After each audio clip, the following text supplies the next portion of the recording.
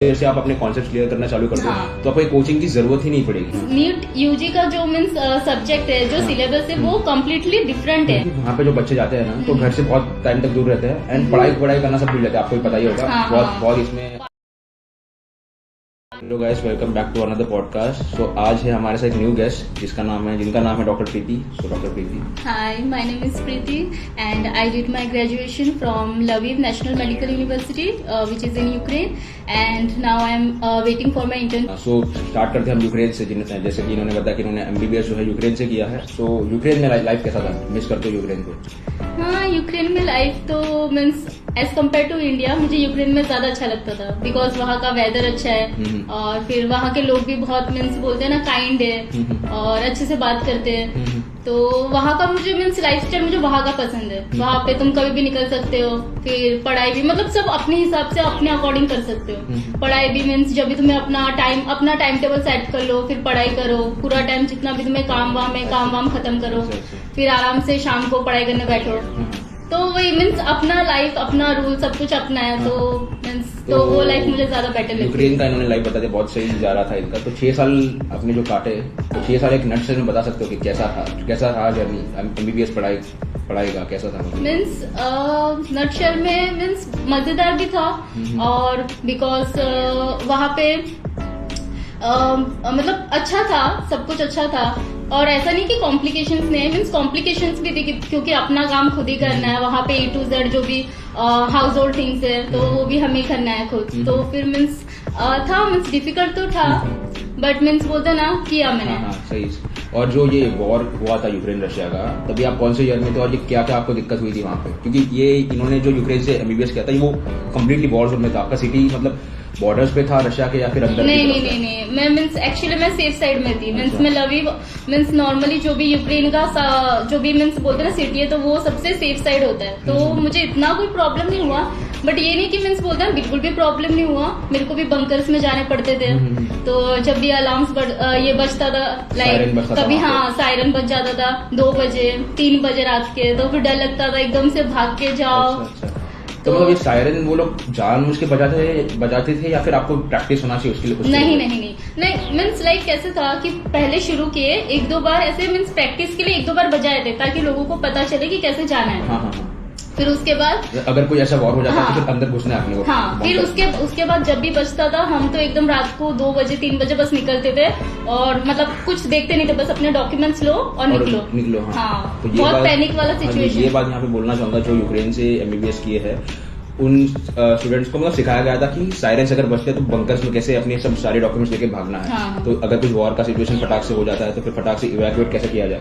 Russia में ऐसा हमारे कुछ था नहीं, वैसे हमको कुछ बंकर्स प्रोवाइड किए थे क्योंकि वो थोड़ा सेफर जोन में था। वॉर बॉर्डर में यूक्रेन में ज्यादा चल रहा था और मतलब क्या प्राइसेस अफेक्ट हुए थे वहाँ पे? ऑब्वियसली बहुत इन्फ्लेशन था। अच्छा। मीन्स हम क्या करते थे, जब ये एकदम पहले स्टार्ट हुआ था तो हम मीन्स बोलते ना सब जितने भी अपना मीन्स बोलते ना रेशन जो भी है सब हम मीन्स बोलते ना रख देते थे, भर के रख देते थे पानी, क्योंकि हमें वहाँ पे पानी खुद भरने जाना पड़ता था। अच्छा। हाँ, तो वो सब हम रख देते थे ताकि मीन्स कभी कुछ मीन्स बोलते हमें ना मिले बाद में। तो मीन्स बहुत ऐसा भागा दौड़ी वाला माहौल था एकदम स्टार्टिंग में। काफी स्ट्रेसफुल लाइफ हाँ, था। बहुत स्ट्रेसफुल था। लास्ट में फिर भी थोड़ा सा कम हो गया, मीन्स पहले से जितना पैनिक वाला माहौल था वो थोड़ा सा कम हो गया। बीइंग अ गर्ल स्टूडेंट, मतलब आप इतना बड़ा डिसीजन किसने लिया था मतलब यूक्रेन भेजना एमबीबीएस के लिए? मतलब काफी सारे पेरेंट्स एग्री नहीं करते अपने बच्चों के डिसीजन पे, तो आपने कैसे अपने पेरेंट्स को मनाया? आपके पेरेंट्स ने आपको मनाया जाने के लिए, कैसा था? नहीं, मेरे पेरेंट्स ने मेरे को नहीं मनाया, एक्चुअली मैंने मनाया। मतलब मेरे को ऐसा ड्रीम तो था कि मीन्स बोलते हैं ना कि बचपन से कि मुझे डॉक्टर बनना है। तो वही मीन्स वैसा टाइप का इतना गाइडेंस नहीं था। मैं अपने से कुछ रिसर्च करके एंड और सब कुछ करके मैंने ही पेरेंट्स को भी मैंने कन्विंस किया, फिर कंसल्टेंसी के थ्रू ही हम गए थे सब। अच्छा। तो आपने खुद ही डिसीजन लिया था? हाँ, ये मेरा डिसीजन था। मैंने मतलब एक रिसेंटली पॉडकास्ट किया था, एक गर्ल स्टूडेंट थी, वो उसने भी यूक्रेन से किया था। उसने बोला कि उसने रोमानिया का बॉर्डर क्रॉस किया, वहां से उसका फ्लाइट था। तो आपका भी सेम ही था या फिर? हाँ, मेरा भी रोमानिया का था। मीन्स रोमानिया से भी मैंने क्रॉस किया, बट मैं जैसे मतलब बोलते ना बहुत सारे बच्चों ने पोलैंड से गए थे, फिर बहुत सारे मोल्डोवा इधर से गए थे, बट उनको बहुत वेटिंग करना पड़ा। मीन्स बहुत सारे मुझे पता है कि कोई 4 दिन वेट कर रहा है, 10 दिन वेट कर रहा है कि बॉर्डर कब खुलेगा, बिकॉज सोल्जर्स जाने नहीं दे रहे थे। बट मैं जैसे ही गई मुझे इतना मीन्स वेटिंग नहीं करना पड़ा। मीन्स थोड़ा time like half an hour Ukraine के 1 hour। सोल्जर्स आपको जाने नहीं दे रहे थे, ऐसा कुछ था क्या? हाँ मीन्स यूक्रेन के सोल्जर्स मीन्स ऐसे ये कर रहे थे, सबको जाने नहीं दे रहे थे। बट मेरे को मीन्स बोलते ना इतना वेट नहीं करना पड़ा, लाइक मैक्सिमम 1 hour, फिर मैं क्रॉस करके चली गई। ये रोमानिया से आपका फ्लाइट था जो?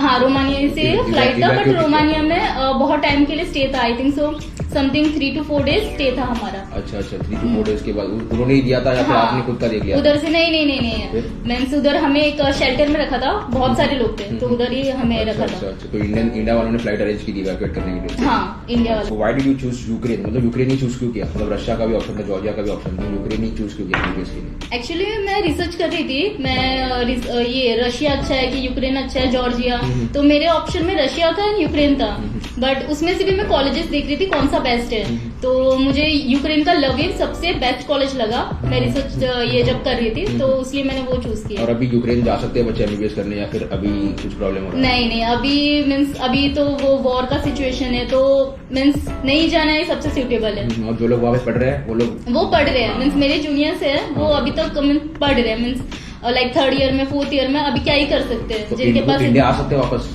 मतलब इंडिया मतलब बीच में अगर आ गए तो वापस जाने को उनको प्रॉब्लम होगा वीजा, यूक्रेन का वीजा मिलने के लिए? हाँ मीन्स हाँ वो तो प्रॉब्लमेटिक है, वीजा अरेंज करना पड़ेगा। हाँ वो लोग डिग्री लेके आएंगे? डिग्री लेके आएंगे। 3 बहुत लोग यूक्रेन में पढ़ रहे हैं 3rd 4th ईयर में, तो वो लोग अभी शायद से इंडिया नहीं आएंगे क्योंकि आगे तो प्रॉब्लम हो जाएगा, तो वो डायरेक्ट डिग्री लेके ही आएंगे इंडिया। तो जब भी आप यूक्रेन गए थे तभी आपने रिसर्च किया था कि यूक्रेन में एमबीबीएस कैसा होता है, एंड तभी एक एग्जाम था एमसीआई जो एफएमजी सेम ही एग्जाम था, बस नाम चेंज हुआ है। तो आपको कैसा लगा? कि मुझे मतलब ये एग्जाम के रिगार्डिंग काफी नेगेटिव पॉइंट्स मिले थे, गूगल पे हो गया या फिर मेरे फ्रेंड्स के थ्रू कि वहां से एमबीबीएस करेगा तो फिर ये एग्जाम नहीं निकल पाएगा भाई। तो आपका ऐसा कुछ था सीन की? हाँ एक्चुअली मेरे को भी ऐसा डर तो था, मीन्स बोलते ना कैसा होगा, क्लियर होगा नहीं होगा, तो मीन्स वही फिर उसके बाद मैं बट मीन्स ऐसे नहीं कि मैं प्रिपरेशन कर रही थी, क्योंकि at the end of the day अपने ऊपर मैटर करता है ना, तो मेरा प्रिपरेशन चालू ही था 4th ईयर से, तो मुझे उतना डर नहीं लग रहा था कि मेरा ऐसा था कि मीन्स बोलते ना आई कैन क्लियर इट, तो इसलिए। क्योंकि मुझे एक नेगेटिव मतलब लगा कि बहुत लोगों का प्रेशर आया था कि नीट यूजी तुमने क्लियर नहीं कर पाया, अच्छा मार्क नहीं आया, तो तुम ये एमसीआई का एग्जाम कैसे क्लियर पाओगे? तो ये आपको क्या लगता है कि नीट यूजी और एमसीआई के एग्जाम में कंपैरिजन करना चाहिए लोगों को? नहीं ऑब्वियसली नहीं, मीन्स नीट यूजी का जो मीन्स सब्जेक्ट है, जो सिलेबस है वो कम्प्लीटली डिफरेंट है, एंड ये हम 6 साल से पढ़ते हैं उसमें। हाँ 6 साल का हमें वो टाइम गैप का पीरियड मिलता है हमें पढ़ने के लिए, तो मीन्स उतना हमें टाइम मिलता है, तो वो कंपैरिजन करना मुझे नहीं लगता सही। और बात की जो एफएमजी का एग्जाम है वो काफी कम परसेंटेज क्यों है पासिंग परसेंटेज इसका? मतलब काफी कम लोग क्यों पास होते हैं? मतलब पास तो हो जाते हैं 2nd 3rd अटेम्प्ट में, बट ऐसा क्यों 1st अटेम्प्ट में सब लोग क्यों नहीं पास हो पाते? और 10-20% ऐसा क्यों है? हाँ मीन्स उसमें ऐसा है, मीन्स जो रिपीटर्स है ना वो रिपीटर्स ज्यादा है, तो मीन्स बोलते ना वो जो कोटा है जो रिपीटर्स का वो ज्यादा है, तो अगर मीन्स बोलते ना जो न्यू बच्चे तो पास हो रहे हैं, बट जो रिपीट कर रहे हैं तो उस हिसाब से रेशियो तो ऑब्वियसली कम ही होगा ना, वही है सीन। तो मुझे मेरा आंसर इस पे ये है कि एफएमजी का पासिंग परसेंटेज कम है, इसलिए क्योंकि अब जो लोग अब्रॉड बच्चे जाते हैं वो पढ़ाई तो देखो वहाँ पे भी होता है, इंडिया में भी होता है, सब जगह सेम होता है, मतलब सेल्फ एफर्ट ज्यादा डालना पड़ता है अपने को। तो मेरा ऐसा कहना है कि वहाँ पे जो बच्चे जाते हैं ना तो घर से बहुत टाइम तक दूर रहते हैं, एंड पढ़ाई करना सब भूल जाते हैं, आपको भी पता ही होगा। बहुत इसमें इसमें घुस जाते हैं, क्योंकि अब्रॉड का माहौल ही ऐसा होता है कि वहाँ पे घुस जाते हैं वो, और काफी कम ही बच्चे होते हैं वो काफी सेल्फ मोटिवेटेड होते हैं, और कुछ बच्चे 6 साल के बाद हो जाते हैं दिल्ली आने के बाद, तो सबका नहीं निकल पाता 6 महीने में पढ़ाई करके। तो मुझे लगता है वहाँ पे 6 साल जाके वो भूल जाते हैं कि पढ़ाई करना हम किस लिए आए हैं, तो इसकी वजह से उनका कहीं ना कहीं इम्पैक्ट पड़ता है एग्जाम पे, और वो जो पूरा जो डेप्थ में नॉलेज रहना चाहिए हर एक सब्जेक्ट का वो नहीं मिल पाता, वो ही एक मेजर ड्रॉबैक है अब्रॉड एमबीबीएस को, मुझे ऐसा लगता है, क्योंकि बच्चे भूल जाते हैं पढ़ना, क्योंकि वहाँ पे आपको मतलब पुश करने के लिए कोई होता नहीं है। हाँ टीचर्स होते हैं बट आपको ऐसा पुश नहीं करेंगे कि स्पून फीड नहीं करेंगे कि भाई ऐसे करो वैसे करो, तो वैसा मुझे ऐसा लगता है। एंड उसकी वजह से एफएमजी का पासिंग परसेंटेज कम। एग्जाम वैसे तो मुझे मॉडरेट ही लगा, इतना कुछ टफ नहीं लगा, अगर आप पढ़ोगे तो आपका एग्जाम निकल जाएगा। हाँ तो मुझे काफी सारे क्वेश्चन आते हैं कि भैया अगर मेरा नीट यूजी में ऐसा आया है तो मैं एग्जाम एफएमजी का निकाल पाऊंगा या फिर नहीं, तो ये वो दोनों कोरिलेशन मत रखो, वो मीन्स वो एक अलग एग्जाम है एंड तुम्हारा एफएमजी एक अलग एग्जाम है, पूरा सिलेबस इज डिफरेंट। तो आप आई गेस आपको आंसर अपना मिल गया होगा कि नीट यूजी एंड एफएमजी पूरा डिफरेंट है। तो अगर आप नीट यूजी में अच्छा परफॉर्म नहीं कर पा रहे तो फिर ऐसा मत सोचो कि हम एफएमजी नहीं निकाल पाएंगे। एमबीबीएस अब्रॉड एक काफी अच्छा ऑप्शन है, अगर आप पैशनेट हो, सेल्फ स्टडी कर सकते हो तो जा सकते हो। तो ये बात होगी यूक्रेन की लाइफ की आपकी। तो एफएमजी का बात करते हैं। एफएमजी का मतलब आप जब पास हुए थे तब पेरेंट्स का रिएक्शन कैसा था? रिजल्ट किसने चेक किया था? आपने चेक किया था या फिर आपके फ्रेंड ने चेक किया था? कैसा था? एक्चुअली मीन्स मेरी फ्रेंड थी, तो वैसे टाइप में कि मीन्स मैं अपने फ्रेंड्स को बुला दी थी और वैसे टाइप में सस्पेंस में कि तुम लोग बैठो, मेरे को देखना नहीं है, तुम लोग ओपन करो मेरे सामने, ठीक है। फिर जैसे ही मेरे फ्रेंड ने ओपन किया, मैं भी साइड में ही थी, देखा तो मेरी फ्रेंड, एक्चुअली मेरे पेरेंट्स तभी नहीं थे, तो मैं और मेरी फ्रेंड थी, मैं बहुत ज्यादा खुश हो गई थी। मेरी फ्रेंड भी, वो भी बहुत खुश थी। अच्छा, उसने चेक किया मतलब? हाँ उसने, हाँ वो मेरे साथ थी चेक। पेरेंट्स का रिएक्शन कैसा था? हाँ फिर पेरेंट्स को जो भी पता चला वो भी ऐसे मतलब थे कि मीन्स वैसे प्राउड ऑफ थे मेरे पे कि तूने इतना अच्छा किया खुद सेल्फ स्टडी करके। और ये आप फर्स्ट जनरेशन डॉक्टर हो या फिर आपके कोई फैमिली में डॉक्टर? नहीं, I am the first generation doctor. Being a first generation doctor मतलब जनरेशन स्टूडेंट आप डॉक्टर बन गए, काफी प्राउड की बात है। और यूक्रेन जाके एमबीबीएस करके आपने फर्स्ट अटेम्प्ट में ये एफएमजी निकाल दिया। हाँ। काफी अच्छा है। तो प्रिपरेशन के लिए काफी लोग दिल्ली जाते हैं, तो आपने कैसे किया था? नहीं एक्चुअली मैं भी जब रिसर्च कर रही थी कि कैसे क्या प्रिपरेशन करना है, मीन्स बहुत सारी कोचिंग अवेलेबल है, तो मैं मीन्स दिल्ली में, तो मैं ऐसे सोच रही थी कि नहीं सेल्फ स्टडी, बिकॉज मैं मीन्स बोलना बचपन से ऐसे मतलब था कि सेल्फ स्टडी मैं ज्यादा बिलीव करती हूँ, तो मैंने बोला नहीं सेल्फ स्टडी करना है। बट फिर वो मैं सेल्फ स्टडी करती थी, फिर बुक से पढ़ती थी, फिर बहुत सारे मीन्स ऐप तो हो ही जाते हैं, प्रेपलैडर है, मैरो हो गया, फिर यूट्यूब तो है ही, तो मेन यूट्यूब भी है, यूट्यूब से मिल जाता है। हाँ सब मिल जाता है, और हाँ टेली में सब कुछ अवेलेबल होता है आजकल। हाँ तो वो मेरे लिए इनफ थे। अच्छा। और ये आपने जो बोला कि 4th ईयर से आपने प्रिपरेशन की, कौन सा ऐप था मतलब? मैंने 4th ईयर में मैंने प्रेपलैडर लिया था, तो तभी मैं इतना मीन्स लाइक फोकस के साथ तभी इतना ध्यान नहीं दे रही थी, बिकॉज तभी तो मीन्स 4th ईयर में ही थी, थोड़ा बहुत ऐसा नहीं कि बिल्कुल नहीं पढ़ती थी, थोड़ा बहुत पढ़ती रहती थी। तो वही मीन्स जो क्लास में पढ़ लिया, क्योंकि हमारे यूक्रेन में रोज टेस्ट होते हैं, आपके जैसे रशिया में, हाँ तो हमें पढ़ना पड़ता ही था। और ग्रेडिंग सिस्टम सेम ही आएगा रशिया में? 5 सेम 5 4 3 2 मतलब 5 मतलब एक्सीलेंट होता है, 4 गुड होता है, वेरी गुड, 3 मतलब सेटिस्फैक्टरी। और प्रेपलैडर और मैरो जो है एप्लीकेशन, उसमें डिफरेंस क्या है मतलब आपको क्या लगा? मुझे देखो मैरो में मैंने काफी लोगों से सुना है कि मैरो इन डेप्थ पूरा पढ़ाता है आपको, अगर आप 0 से स्टार्ट करते हो मैरो आपके लिए बेस्ट है।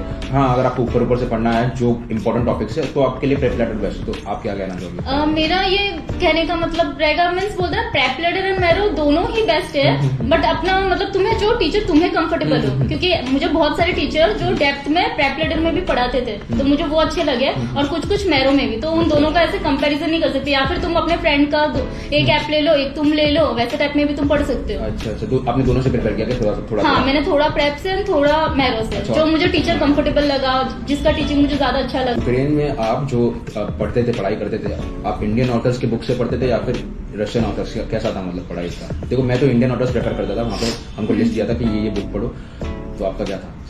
हाँ इंडियन ऑथर्स का ही ऑब्वियस ही बात है, मीन्स मेरा यूक्रेन में ऐसे यूक्रेनियन ऑथर्स का नहीं, मीन्स मैं इंडियन ही प्रीफर करती थी।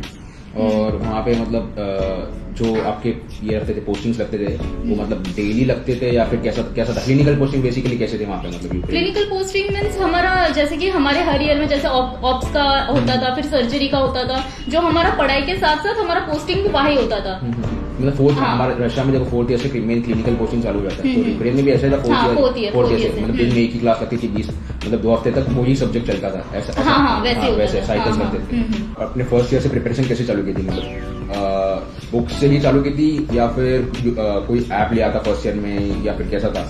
फर्स्ट ईयर में एक्चुअली हाँ जैसे हम क्लासेस में जाते थे, एनाटॉमी था, बायोकेमिस्ट्री था, तो मैं क्लासेस में जाते तो वैसे ही पढ़ाई करती थी बुक से। हाँ बुक से ही पढ़ाई कर लेती थी, और थोड़ा बहुत कभी यूट्यूब में कोई वीडियो देख लिया वैसे टाइप में। तो वैसे ही नॉर्मल? हाँ नॉर्मल यूट्यूब एंड मीन्स बोलते हैं जो क्लास में पढ़ते थे उतना लाइक इन डेप्थ तभी फर्स्ट ईयर सेकंड ईयर में नहीं था। हाँ बस अपने आपके कॉन्सेप्ट क्लियर कर। हाँ कॉन्सेप्ट क्लियर। मुझे ऐसा लगता है कि अगर आप फर्स्ट ईयर में ऐप ले लो तो आपका कहीं ना आपकी सोचने की मतलब क्षमता को ये कर देता है क्या बोलते हैं हैम्पर करता है, क्योंकि आपको ऐप में सब सजा मिलता है, आप खुद से रिसर्च नहीं करते। ये आप जब खुद से पढ़ते बुक से तो आपको ज्यादा अच्छे से याद रहता है वो। मुझे लगता है ऐप में आपको जो उतना ही बताते हैं जो आपको याद रखना चाहिए। हाँ। मुझे ऐसा लगता है, अगर तो मैं सजेस्ट करूंगा कि लोगों को कि 1st to 3rd ईयर आप बुक्स पढ़ो, फिर 4th ईयर तो आप मैरो जो भी है प्रेपलैटर के स्विच कर सकते हो, वो ज्यादा हेल्प करता है मुझे। क्योंकि अभी भी याद है कि जो मैंने बुक से पढ़ा मुझे आज भी याद है, और जो मैरो में पढ़ता हूँ या फिर प्रेपलैटर में जितना भी देखा हो तो मैं भूल जाता हूँ। जो मैं बुक से पढ़ता हूँ या लिखता हूँ वो मुझे याद रहता है। एफएमजी प्रिपरेशन मतलब कैसा था आपका टिपिकल डे, आप सुबह उठते थे, सब बता दीजिए। ओके, तो मेरा एक टाइम टेबल मैंने बना के रखा था, तो उस हिसाब से मैं एकदम सुबह उठ जाती थी। मीन्स एकदम भी सुबह नहीं, मीन्स 9-10 o'clock को मैं उठ जाती थी। फिर थोड़ा सा नाश्ता करके पढ़ाई स्टार्ट, मतलब पूरा टाइम जस्ट मेरा आईपैड, मेरा बुक्स एंड मैं, मीन्स फुल टाइम पढ़ाई। फिर वही जो लंच करके फिर वापिस से पढ़ाई। देन मीन्स शाम को थोड़ा सा खाना पीना खा के फिर पढ़ाई, फिर थोड़ा सा बाहर जाओ। अच्छा। हाँ, फिर मीन्स पूरा टाइम ऑलमोस्ट पढ़ाई, फिर रात को सो जाओ। अच्छा, तो और कुछ मतलब अलग हॉबीज थे आपके, मतलब जिम जाना या फिर कहीं पे जाना, दोस्तों से मिलना, मूवीज जाना, ऐसा कुछ था ड्यूरिंग दिस 6 months? नहीं, मीन्स ऐसा कुछ था नहीं। मैं पूरा डेडिकेटेड थी कि that I want to clear it with good marks, वैसे टाइप में मेरा वैसा आप मतलब अगर फॉर एग्जाम्पल इतना पढ़ाई करके बोर नहीं होता था? क्योंकि देखो मुझे पढ़ाई करके बोर हो जाता था, तो मैं कहीं वॉक पे चला जाता था या फिर कोई जिम चला जाता था। आपका क्या था? ऐसे टाइम में मैंने करके रखा था, मैंने अपना शेड्यूल ऐसे बनाया था कि मीन्स लाइक अगर मैं 1 week कंटिन्यूसली पढ़ रही हूँ तो मेरे को ऐसे एक दिन थोड़ा सा ब्रेक, मीन्स उसमें पढ़ाई नहीं, एक दिन पूरा ब्रेक जाना है ताकि मीन्स माइंड थोड़ा सा फ्रेश हो सके। अच्छा। वैसे टाइप में था, तो वो थोड़ा सा रिलैक्स फील करने का भी मीन्स अच्छा रहता है, तो वो थोड़ा सा रिलैक्स फील करने का भी मीन्स अच्छा रहता है। मतलब कौन ऐसे लोग थे आपके मतलब एग्जाम प्रिपरेशन में जो आपको काफी हेल्प करते थे ड्यूरिंग योर प्रिपरेशन? मतलब फ्रेंड्स हो गए या फिर फैमिली वाले हो गए जो मोटिवेट करते कि पढ़ो, पढ़ाई करो, वो सब? हाँ, मीन्स मोटिवेशन तो पहले तो मीन्स मेरा सेल्फ मोटिवेशन ही था कि मीन्स ऐसे कोई बोलेगा उससे अच्छा, मीन्स मैं उस पर बिलीव नहीं करती कि खुद का सेल्फ मोटिवेशन होना चाहिए। बाकी हाँ, फ्रेंड्स थे, मेरा बेस्ट फ्रेंड था तो उसने भी मुझे बहुत मोटिवेट किया है, तो हाँ वही सब। और दिल्ली में देखो आपने मेंशन किया कि आप दिल्ली नहीं रुके थे, आप घर से ही प्रिपरेशन किया, तो ऐसा कुछ फोमो था क्या कि मैं दिल्ली नहीं रुकी, वहाँ पे अलग पढ़ाई चल रहा है, मैं घर पे अकेली पढ़ाई कर रही हूँ, या फिर ऐसा कुछ था क्या? हाँ, एक्चुअली ऐसे फोमो तो होता है बिकॉज मीन्स मेरे जो मीन्स बोलते ना, मीन्स मैं जिनको जानती हूँ जैसे कि जो 3rd अटेम्प्ट दे रहे, 4th अटेम्प्ट दे रहे, तो वैसे टाइप में अरे like I studied from this coaching and I am doing like this, I am means बोलते ना इतना ज्यादा प्रिपरेशन कर रहे तो थोड़ा सा डर लगता है, मैं नहीं कर रही हूँ, मैं कोचिंग नहीं की तो मैं क्या क्लियर कर पाऊंगी। तो बट वो मीन्स खुद को फिर सेल्फ मोटिवेटेड रखना चाहिए। ये है कि आपने विदाउट कोचिंग भी क्लियर हो सकता है। हाँ, मैंने भी खुद से किया था, आपने भी खुद से किया। हाँ। तो लोगों को ऐसा लगता है कि बस कोचिंग ही लगाना चाहिए के लिए। मैं तो सजेस्ट करूंगा लोगों को, स्टूडेंट्स को, कि फर्स्ट ईयर से आप अपने कॉन्सेप्ट क्लियर करना चालू कर दो। हाँ। तो आपको कोचिंग की जरूरत ही नहीं पड़ेगी, तो आपको बस लास्ट के 6 months में आके जो भी है रिवाइज करना है, आपका हो जाएगा एफएमजी का। बस बेसिक क्वेश्चन पूछते हैं वहाँ पे, ऐसा कुछ रॉकेट साइंस के अलग वाले क्वेश्चन नहीं पूछते। देखो जेलेसी होगी कि मतलब फ्रेंड्स में कि कंपैरिजन करते थे आप मार्क्स का, ऐसा कुछ था क्या? देखो हमारे इसमें जेलेसी नहीं होती थी, हमारे फ्रेंड्स में 2-3 मैं 4-5 लोगों के साथ टच में था, 2-3, तो हम बस मार्क्स डिस्कस करते, अरे मेरे को इतना आया, अरे तेरे को इतना आया। तो ऐसा होता था कुछ आपके फ्रेंड्स में, या फिर आपके ऐसे कुछ फ्रेंड्स थे जिनके साथ आप कॉन्सेप्ट डिस्कस करते थे?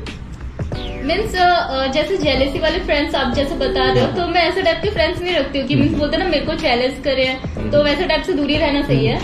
तो हाँ, मीन्स कॉन्सेप्ट में तो मीन्स अपना बताती थी, फिर किसी का मीन्स वो आइडिया अपना शेयर कर रहा है तो उससे बहुत हेल्प मिलती थी, बिकॉज वो बोल रहे हैं कि मैंने इतना पढ़ लिया, यहाँ से पढ़ लिया, ठीक है, ये वाले सर ये मीन्स पढ़ा रहे, ये वाला पीडीएफ देख रहे, तो वो हेल्प वो होता था, तो वो ज्यादा बेनिफिशियल है। मुझे लगता है जब जो हम कॉन्सेप्ट डिस्कस करते हैं ना एक दूसरे के साथ, जो वो काफी हेल्प करता है हमको। हाँ, क्योंकि वो जो सामने वाला बोल रहा है ना वो हमको याद रह जाता है, हम बोल रहे हैं वो उसको याद रह जाता है, वो चीज जो याद रहता है ना वो फिर हम भूलते नहीं है। वो पता नहीं क्यों बट वो याद रह जाता है। तो ये बेटर है कि आप अपने 1-2 रोज दोस्त रखो एफएमजी के टाइम पे, जिनके साथ आप कॉन्सेप्ट डिस्कस कर सको, और ऐसे दोस्त रखो ही मत जो आपको डाउनग्रेड करे, कुछ भी नेगेटिव बोले। तो मैं बोलूंगा कि ऐसे 1-2 दोस्त रखो, आपको कुछ भी अपडेट आया कुछ भी, तो फिर आपको हेल्प हो जाता है काफी। 6 मंथ इनफ है क्या, मतलब एफएमजी एग्जाम प्रिपरेशन के लिए 6 मंथ क्या लगता है आपको? काफी ज्यादा कम है? Actually 6 month is more than enough, because क्योंकि आपने 6 ईयर मीन्स बोलते ना पढ़ाई की है, ऑब्वियस सी बात है, जो 6 ईयर आपने पढ़ाई की है वो वेस्ट नहीं है, तो उतना आपको कॉन्सेप्ट बिल्ड मीन्स अच्छे से हो गया है।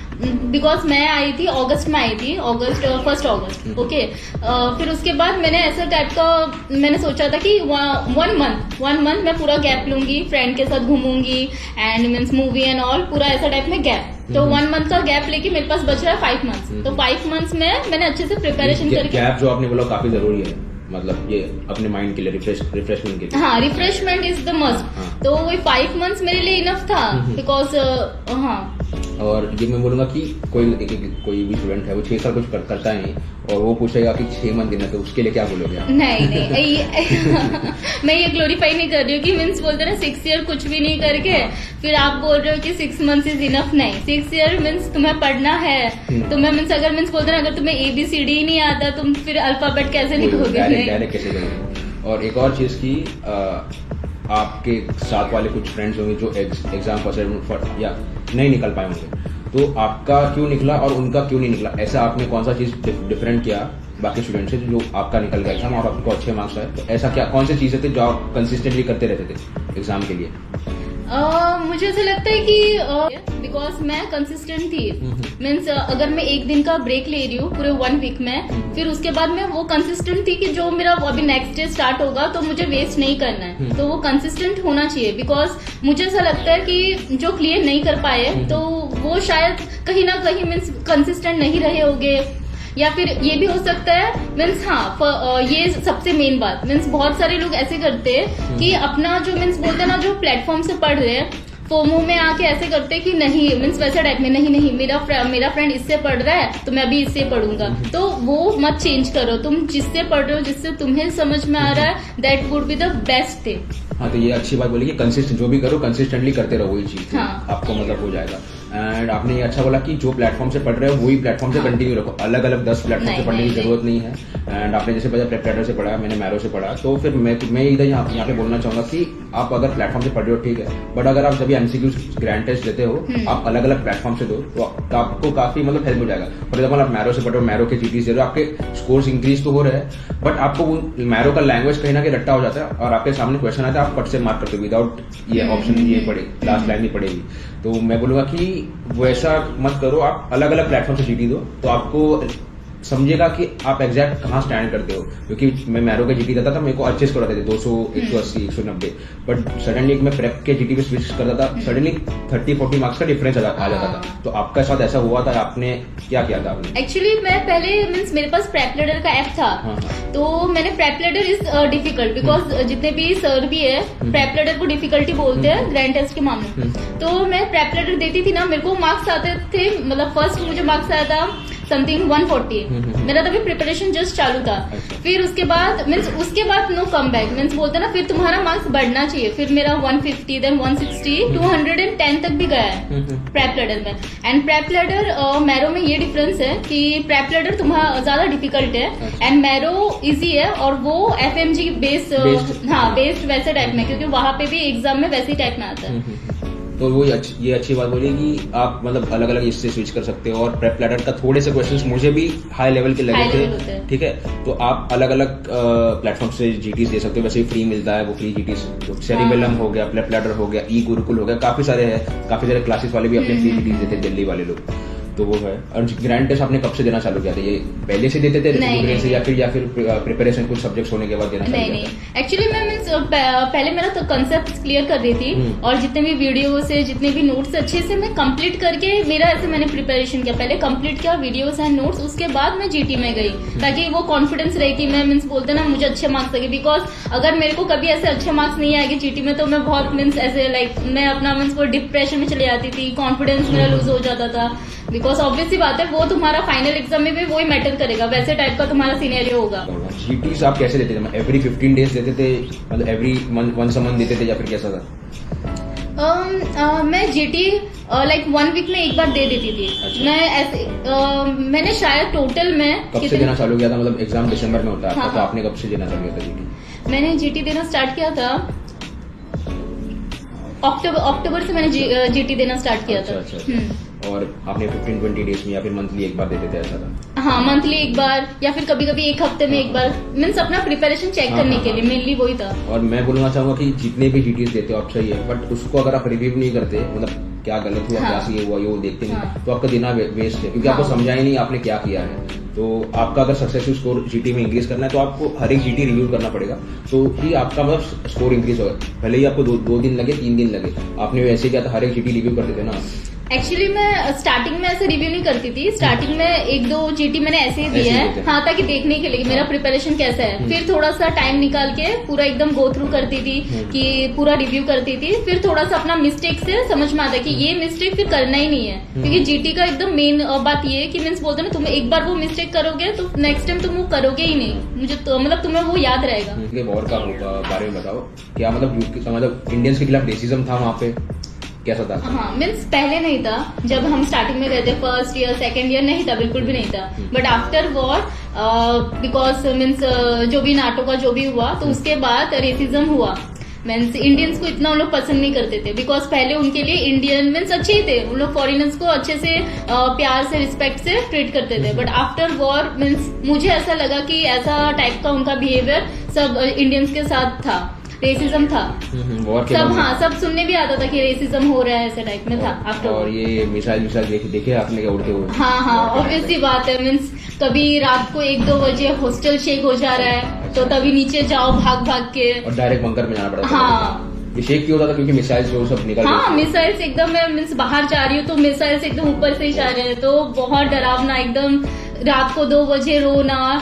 और फिर हेलीकॉप्टर भी एकदम मीन्स मिलिट्री हेलीकॉप्टर एकदम सामने से देखो, एकदम कितना 500 मीटर की दूरी में, तो बहुत सारा मीन्स बोलता ना, टेरिफाइड माहौल था एकदम। और ये पेरेंट्स आपके कैसे थे? टेंशन में थे काफी? हाँ, ऑब्वियसली मैं एकदम रोती थी रात को 2 बजे, एकदम फोन करके, मम्मी ये देखो बहुत डर लग रहा है, क्या करूँ? तो मॉम डैड भी ऑब्वियसली बात है, बहुत एकदम टेंशन में हो जाते थे। आई होप कि जितने भी लोग यूक्रेन में पढ़ रहे हैं सब सेफ है एंड सब अपना सेफली एमबीबीएस कंप्लीट करके इंडिया आ जाए और एफएमजी निकाल ले, क्योंकि वहाँ पे काफी डरावना माहौल था। अभी काफी थोड़े वॉर के जो मैटर्स है वो काफी कम हो गए हैं, पर फिर भी वॉर कहीं ना कहीं चल ही रहा है। हाँ, वो चल ही रहा है। एवर लास्टिंग है भाई, वो बॉर्डर्स के इश्यूज की वजह तो से। बहुत सारे बच्चे हंगरी में गए, प्राग में गए, पूरे यूरोप टूर किए, इटालियन और सब जगह टूर किए, मतलब बहुत सारे बच्चों ने बहुत ज्यादा मजे भी किए इसका, जो वॉर हुआ था, अच्छा अपॉर्चुनिटी यूज किया इसका। घूमने निकल गए लोग, ऐसा मतलब बेसिकली वॉर में। हाँ। मॉड्यूल्स जो होते हैं मैरो या प्रेप जो भी हो गया, तो आप कैसे देते थे? फर्स्ट ईयर मतलब फोर्थ ईयर से आपने देना चालू कर दिया था साइड बाय साइड मतलब वीडियो? क्वेश्चन बैंक्स, हाँ, क्यू बैंक जो भी। अच्छा, हाँ हाँ। तो आपने कैसे दिया था वो एक्चुअली मैं, हाँ, 4th ईयर में भी देती थी क्वेश्चन बैंक, जो मैं पढ़ रही हूँ साथ साथ में देती थी। और फिर जब मैं यहाँ पे आई अगस्त में, जो 6 महीने का टाइम पीरियड था, तो उसमें भी मैं मीन्स क्वेश्चन बैंक्स करते जा रही थी, साथ साथ में जो मेरा सब्जेक्ट खत्म हो रहा था मैं क्वेश्चन बैंक्स कर रही थी। और मेनली जो मेरे लिए डिफिकल्ट, जो मीन्स हाई वेटेज सब्जेक्ट है, जैसे कि पीएसएम हो गया, ऑब्सगाइनी हो गया, सर्जरी, तो इनका मुझे ऐसा लगता है कि क्वेश्चन बैंक करना चाहिए, क्योंकि मैंने इन सबका क्वेश्चन बैंक पूरा कर दिया था। अच्छा। हाँ, उसके बाद तो फिर जीटी तो अक्टूबर में फिर मैंने स्टार्ट किया। मतलब दिन में कितने एमसीक्यूज करते थे आप? कैसा था लास्ट के 6 मंथ्स में जो था टाइम पीरियड, उसमें दिन में कितना एमसीक्यूज टारगेट था आपने? दिन में मैं 150 कर लेती थी, पूरा टाइम में पढ़ के। हाँ, दिन में 150 150 कर लेती थी। हाँ। हाँ, तो वो रिवाइज भी करना पड़ता, रिव्यू भी करते थे ना आप? हाँ, उसके बाद रिव्यू भी करना पड़ता था ना। लास्ट वीक में आपने एमसीक्यूज पढ़ा, क्या मेन फोकस आपका एमसीक्यूज पे था कि या फिर थियरी एग्जाम थियरी पे था? मेरा मेन फोकस ना थियरी पे था, मेरा मेन फोकस था जीटी में था। बिकॉज जीटी, क्योंकि मेन तुम्हें उधर जाके है, तुम्हारा वो सेम जीटी जैसा एक्सपीरियंस रहेगा। अच्छा। तो मेरा मेन फोकस ऐसा था कि मुझे जीटी करना है, तो वही जीटी करती थी, एक दिन में एक जीटी तो करती थी। लास्ट वीक में आपने 7 दिन में 7 जीटी की थी? हाँ, GT करती थी। 7 दिन में 7 जीटी की थी? हाँ। क्या बात है यार। मैं तो लास्ट वीक में ऐसा था कि मेरा पूरा मैंने थियोरी छोड़ दिया था पढ़ना, मैं फोकस था मेन एमसीक्यूज पे। तो मैं हर एक क्वेश्चन, हर एक सब्जेक्ट का मैं एमसीक्यूज करता था, मतलब कस्टम मॉडल करके रहता है, मैरो या प्रेप में दोनों में रहता है। तो हर एक सब्जेक्ट का मैं 100-150 क्वेश्चंस लगाता था और वही क्वेश्चन रिव्यू करता था। ये पीवाईक्यूज हो गया, बट मैंने जीटीज देना 1 वीक पहले ही छोड़ दिया था। अच्छा। हाँ, वैसा था मेरा। पर आपने बताया कि एक मतलब लास्ट के 7 डेज में आपका जीटी का एक प्लान हाँ, था। बिकॉज तुम्हारे पास अभी 1 वीक बच रहा है, तो ऑब्वियस सी बात है, तुम्हारे पास इतना एक्स्ट्रा नॉलेज कुछ नहीं आ सकता है। तुम्हारे पास जो है तुमने रिवीजन कर चुके हैं। तो दोनों में हमको एक ही बात कॉमन लगी कि एमसीक्यूज ही आपको हेल्प करने वाला है, थियोरी आप छोड़ दो। हाँ, थियरी बिकॉज 1 वीक पहले या फिर 15 डेज पहले तुम्हें मीन्स तुम्हारा रिवीजन सब कुछ हो गया, फिर तुम्हें मेन एग्जाम के जैसा तुम्हें सिनेरियो चाहिए। तो आपको थियोरी पे जब तक थोड़ा लास्ट के टाइम पे कम फोकस करना चाहिए। कम फोकस किया MCQs मैंने, ज्यादा। कैसे किया था आपने? रिवीजन कैसा था आपका? रिवीजन मैंने मैंने खत्म कर लिए थे। लास्ट के 1 महीना मैंने छोड़ा था रिवीजन के लिए, तो लास्ट का 1 महीना पूरा डेडिकेटेड पूरा रिवीजन था। तो जितने भी हाई वेटेड सब्जेक्ट है, लो वेटेड सब्जेक्ट है, जितना भी है सबका मैंने रिवीजन उसी टाइम में कर लिया था। और टोटल 19 सब्जेक्ट का रिवीजन कितनी बार हुआ? मेरा तो 3 बार हुआ था। अच्छा, कितनी बार हुआ था टोटल उस 1 मंथ में? मेरा आई थिंक सो 2 बार हो गया था। मेरा 6 दिन से 6 मंथ।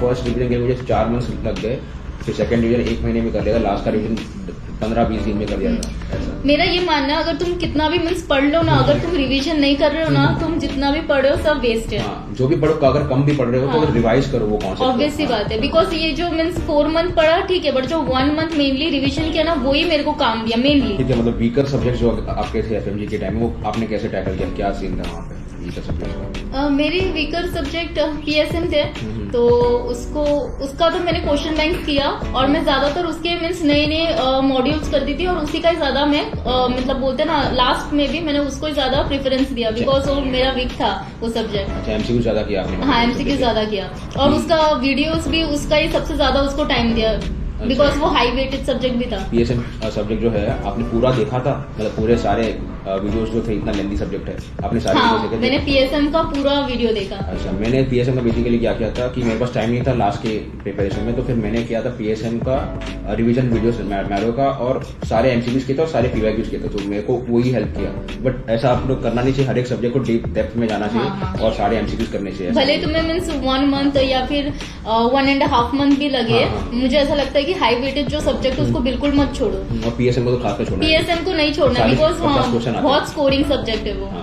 और मुझे कुछ लोग पूछते हैं कि भैया कौन सा सब्जेक्ट हम ऑप्शन में छोड़ के जाते हो, क्या बोलना चाहोगे इनके लिए? मुझे ऐसा लग रहा है कि कोई सा भी सब्जेक्ट जो है मीन्स ऑप्शन में मत छोड़ो, बिकॉज मीन्स बोलता है अगर तुम्हें ऐसा लग रहा है कि मेरे से हो ही नहीं रहा है, लाइक स्मॉलर सब्जेक्ट्स हो गया, तो एक बार बस तुम गो थ्रू कर लो, बट छोड़ो मत, बिकॉज अगर तुम्हारे माइंड में एक बार भी वो जाता है ना, वो तुम मतलब लिख लोगे।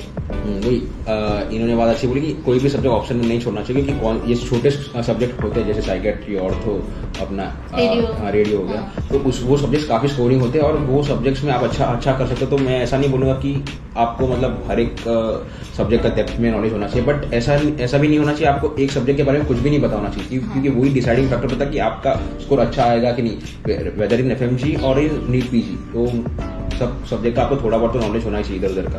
पढ़ाई तो सबने भी करा था, कुछ अलग से नोटबुक बनाया था, उसमें वीकर पॉइंट्स लिखते थे तुम, ऐसा कुछ था? 20 नोटबुक बोलते हैं उसको।